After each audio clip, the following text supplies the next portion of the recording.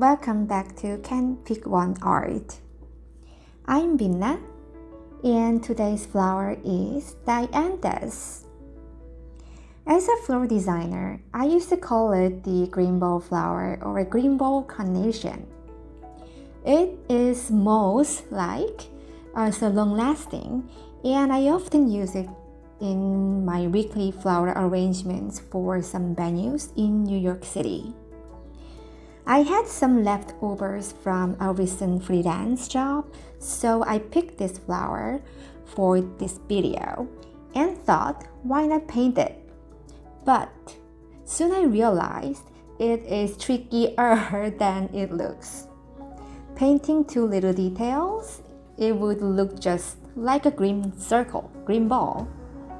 Painting too much detail, then it is not beginner friendly anymore. So, what a dilemma.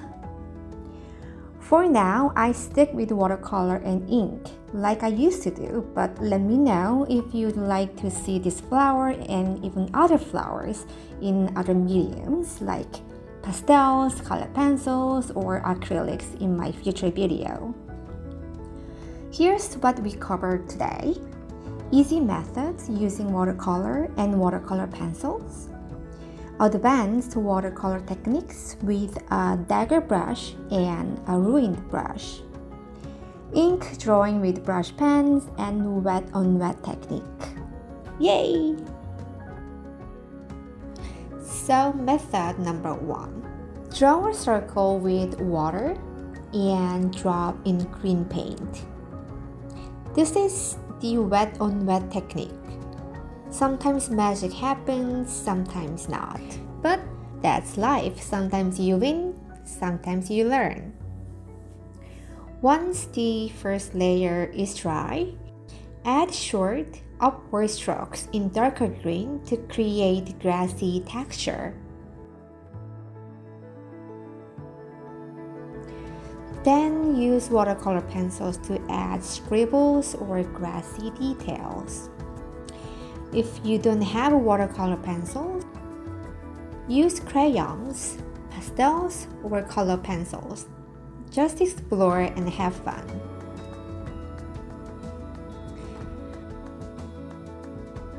Method number 2. Scribble and activate. This might be a bit more easier. Use watercolor pencils to loosely sketch a round shape. Mix greens and yellows. Then activate the colors with water.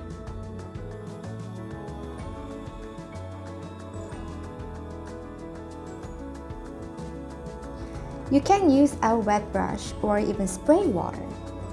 Once dry, go back and add more details with dried media. Quick and expressive. Yay!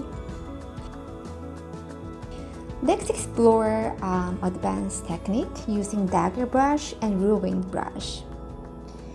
So let's start with a wet round shape and add yellow-green paint using wet on wet technique. Make short, soft brush strokes from bottom, middle, and the top. As the paint spreads, you will see the colors dance.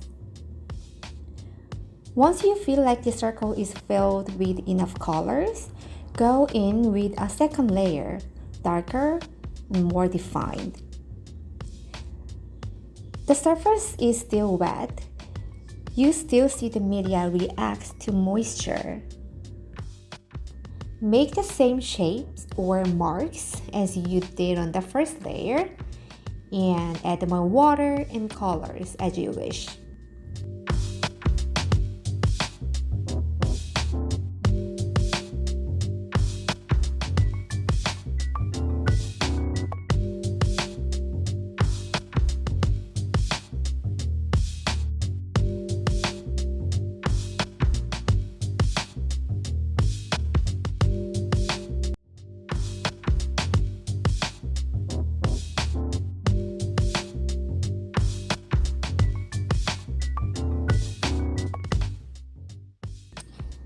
This layer needs to dry.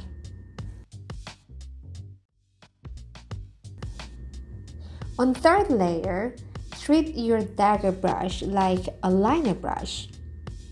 Just use the point to draw fine lines upward.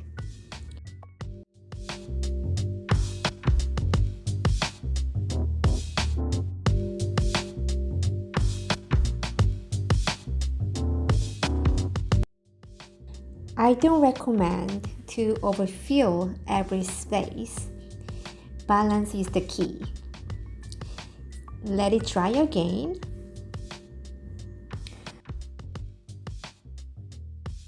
Meanwhile, I will start the second Dianthus by sketching a rough round with a fully wet brush. It is the same way as the first. I chose green-yellow color for this one. It is time to finish the fourth layer. Use multiple green tones for fine lines.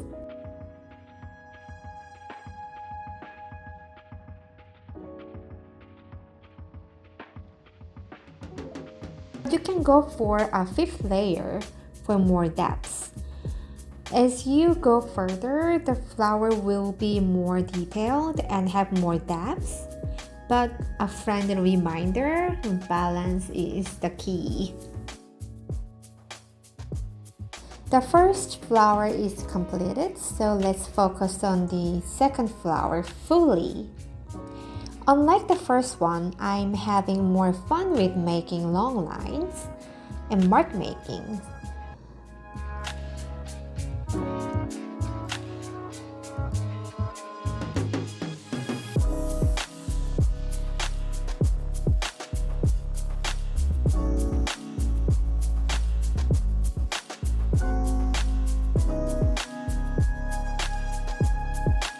Now grab your ruined brush.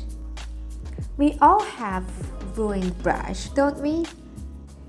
Use it like a stamp to make interesting texture or marks. Add water and draw lines on top of the marks. I stopped at third layer here because I like the expressive feel. It is a nighttime. I had too much fun with Dianthus today, so I like to slow down and draw with a glass of white wine. For this drawing, I need to understand Dianthus, observe its form. Many small pieces make the whole. Start drawing short, firm, and fine upward lines. Make the bottom thicker and the top thinner for that grassy texture. I use both a brush pen and 0.3 fine liner to build up details. The key for this drawing is to make upward lines. Fill up some gaps using a brush pen and done. Ink time. Use a petri dish for my ink palette. Spray water and drop in the ink like you dropped the bit. Start with the wet on wet technique.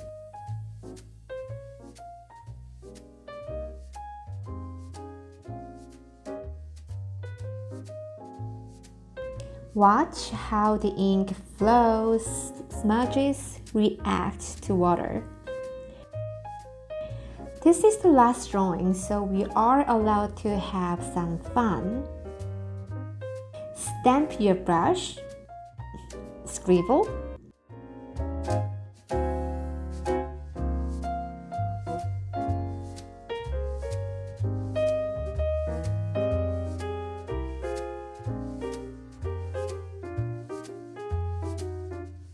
make weird lines or shapes. If you don't like what you have made, then simply add water. Soften your marks or erase with paper towel. I switched to a liner brush for fine lines, finally, knowing they will blur. That smudging becomes a part of the beauty once it dries. And it's all done. Whoa, we covered a lot today. So what we did was 2 advanced watercolor methods, 2 ink drawings, 1 structured, 1 experimental. 2 beginner-friendly watercolor techniques. I hope this gave you inspiration and a fresh look at the Dianthus flower. There's a free PDF in the description, so don't forget to grab it. Thank you so much for watching and see you next Friday. Have a beautiful weekend. Bye!